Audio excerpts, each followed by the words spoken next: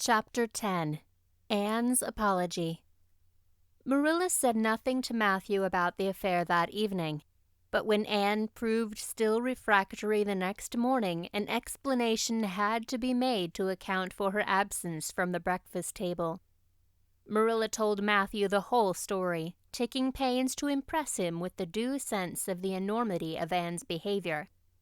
"It's a good thing Rachel Lynde got a calling down. She's a meddlesome old gossip," was Matthew's consolatory rejoinder. "Matthew Cuthbert, I'm astonished at you. You know that Anne's behavior was dreadful, and yet you take her part. I suppose you'll be saying next thing that she oughtn't to be punished at all." "Well, now, no, not exactly," said Matthew uneasily. "I reckon she ought to be punished a little, but don't be too hard on her, Marilla. Recollect, she hasn't ever had anyone to teach her right. You're going to give her something to eat, aren't you?" "When did you ever hear of me starving people into good behavior?" demanded Marilla indignantly. "She'll have her meals regular, and I'll carry them up to her myself. But she'll stay up there until she's willing to apologize to Mrs. Lynde, and that's final, Matthew." Breakfast, dinner, and supper were very silent meals, for Anne still remained obdurate. After each meal, Marilla carried a well-filled tray to the east gable and brought it down later on, not noticeably depleted. Matthew eyed its last descent with a troubled eye. Had Anne eaten anything at all? When Marilla went out that evening to bring the cows from the back pasture, Matthew, who had been hanging about the barns and watching, slipped into the house with the air of a burglar and crept upstairs.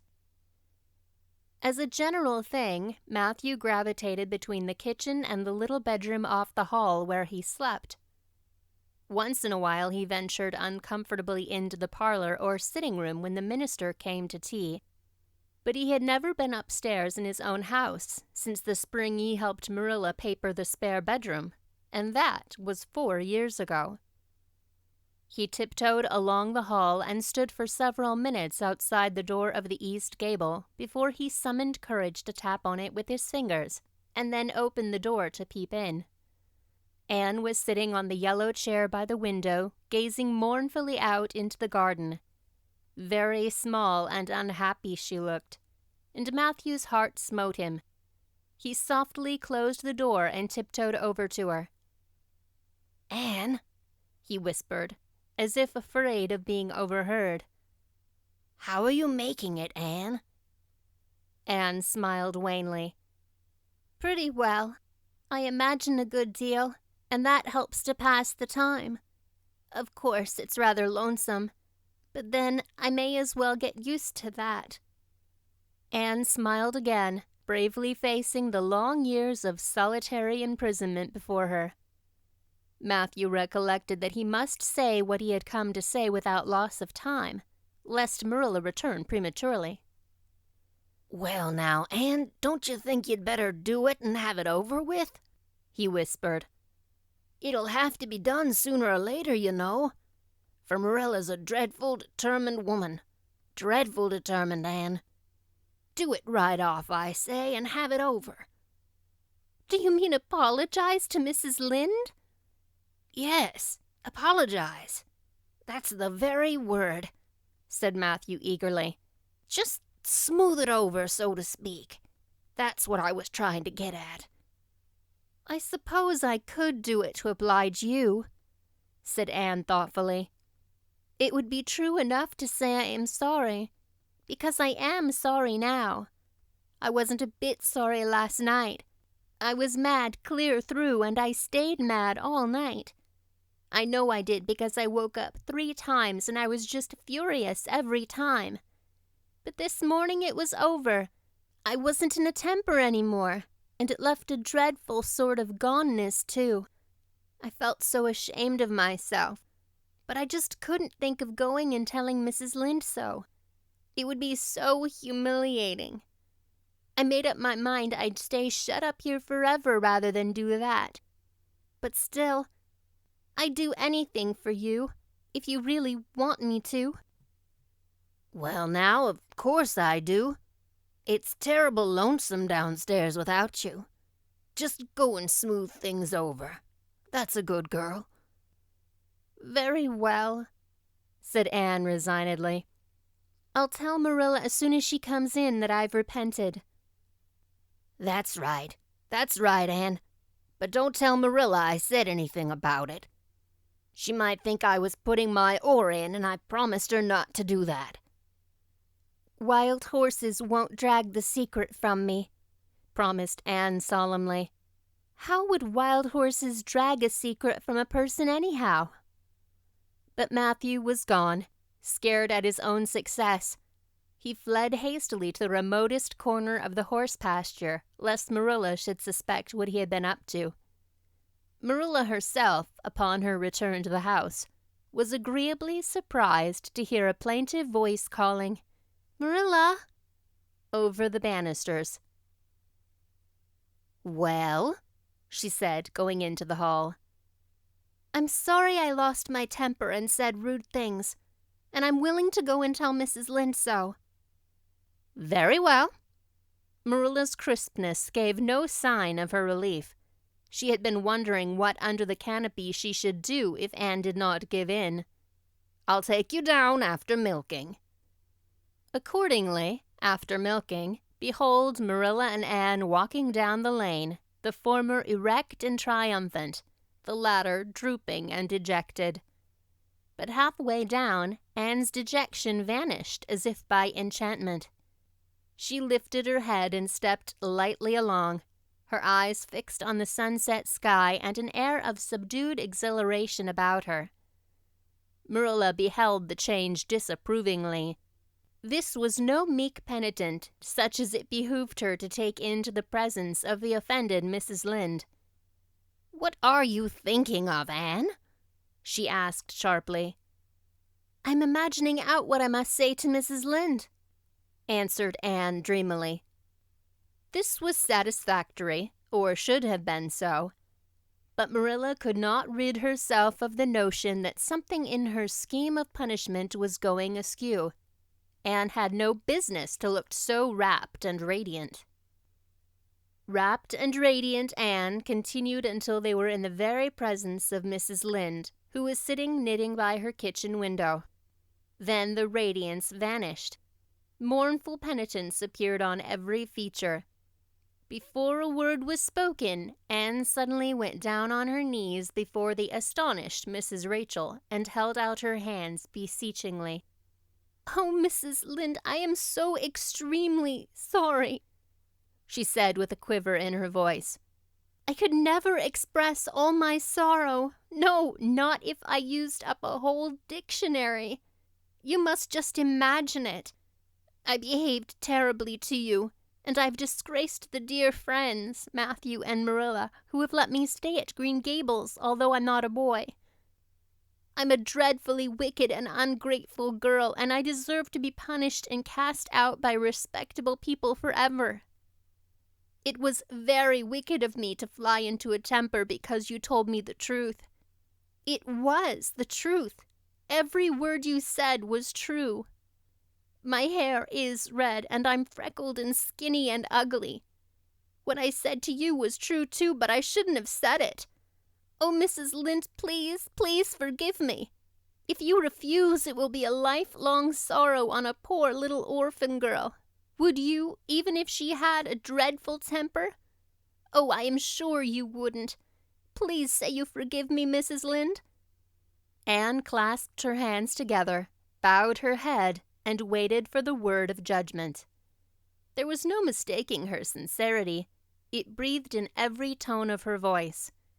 Both Marilla and Mrs. Lynde recognized its unmistakable ring, but the former understood it in dismay that Anne was actually enjoying her valley of humiliation, her reveling in the thoroughness of her abasement. Where was the wholesome punishment upon which she, Marilla, had plumed herself? Anne had turned it into a species of positive pleasure. Good Mrs. Lynde, not being overburdened with perception, did not see this. She only perceived that Anne had made a very thorough apology and all resentment vanished from her kindly, if somewhat officious heart. "There, there, get up, child," she said heartily. "Of course I forgive you. I guess I was a little too hard on you anyway. But I'm such an outspoken person, you just mustn't mind me, that's what. It can't be denied your hair is terrible red. But I knew a girl once, went to school with her in fact, whose hair was every mite as red as yours when she was young. But when she grew up, it darkened to a real handsome auburn. I wouldn't be a mite surprised if yours did too, not a mite." "Oh, Mrs. Lynde!" Anne drew a long breath as she rose to her feet. "You have given me a hope. I shall always feel that you are a benefactor. Oh, I can endure anything if I only thought my hair would be a handsome auburn when I grew up. It would be so much easier to be good if one's hair was a handsome auburn, don't you think? And now, may I go out into your garden and sit on that bench under the apple trees while you and Marilla are talking? There is so much more scope for imagination out there." "Laws, yes, run along, child. And you can pick a bouquet of them white June lilies over in the corner if you like." As the door closed behind Anne, Mrs. Lynde got briskly up to light a lamp. "She's a real odd little thing. Take this chair, Marilla. It's easier than the one you got. I just keep that for the hired boy to sit on. Yes, she certainly is an odd child, but there's something kind of taking about her after all. I don't feel so surprised at you and Matthew keeping her as I did. Not so sorry for you either. She may turn out all right. Of course, she has a queer way of expressing herself. A little too kind of forcible, you know. But she'll likely get over that now that she's come to live among civilized folks. And then her temper's pretty quick, I guess. But there's one comfort. A child that has a quick temper, just blaze up and cool down, ain't never likely to be sly or deceitful. Preserve me from a sly child, that's what. On the whole, Marilla, I kind of like her." When Marilla went home, Anne came out of the fragrant twilight of the orchard with a sheaf of white narcissi in her hands. "I apologized pretty well, didn't I?" she said proudly as they went down the lane. "I thought since I had to do it, I might as well do it thoroughly." "You did it thoroughly, all right enough," was Marilla's comment. Marilla was dismayed at finding herself inclined to laugh over the recollection. She had also an uneasy feeling that she ought to scold Anne for apologizing so well. But then that was ridiculous. She compromised with her conscience by saying severely, "I hope you won't have occasion to make many more such apologies. I hope you'll try to control your temper now, Anne." "That wouldn't be so hard if people wouldn't twit me about my looks," said Anne with a sigh. "I don't get cross about other things, but I'm so tired of being twitted about my hair, and it just makes me boil right over. Do you suppose my hair will really be a handsome auburn when I grow up?" "You shouldn't think so much about your looks, Anne. I'm afraid you're a very vain little girl." "How can I be vain when I know I'm homely?" protested Anne. "I love pretty things, and I hate to look in the glass and see something that isn't pretty. It makes me feel so sorrowful, just as I feel when I look at any ugly thing. I pity it because it isn't beautiful." "Handsome is as handsome does," quoted Marilla. "I've had that said to me before, but I have my doubts about it," remarked skeptical Anne, sniffing at her narcissi. "Oh, aren't these flowers sweet? It was lovely of Mrs. Lynde to give them to me.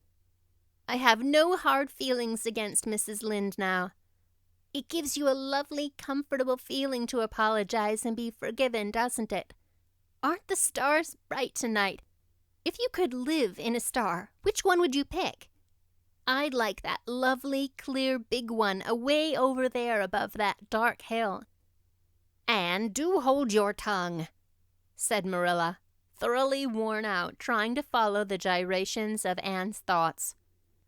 Anne said no more until they turned into their own lane. A little gypsy wind came down it to meet them, laden with the spicy perfume of young dew-wet ferns. Far up in the shadows, a cheerful light gleamed out through the trees from the kitchen at Green Gables. Anne suddenly came close to Marilla and slipped her hand into the older woman's hard palm. "It's lovely to be going home and know it's home," she said. "I love Green Gables already, and I never loved any place before. No place ever seemed like home. Oh, Marilla, I'm so happy. I could pray right now and not find it a bit hard." Something warm and pleasant welled up in Marilla's heart at touch of that thin little hand in her own, a throb of the maternity she had missed, perhaps. Its very unaccustomedness and sweetness disturbed her. She hastened to restore her sensations to their normal calm by inculcating a moral.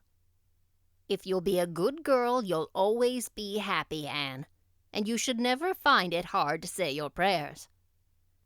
"Saying one's prayers isn't exactly the same thing as praying," said Anne meditatively. "But I'm going to imagine that I'm the wind that is blowing up there in those treetops. When I get tired of the trees, I'll imagine I'm gently wavering down here in the ferns. And then I'll fly over to Mrs. Lynde's garden and set the flowers dancing. And then I'll go with one great swoop over the clover field. And then I'll blow over the lake of shining waters and ripple it all up into little sparkling waves. Oh, there's so much scope for imagination in the wind. So I'll not talk any more just now, Marilla." "Thanks be to goodness for that," breathed Marilla in devout relief.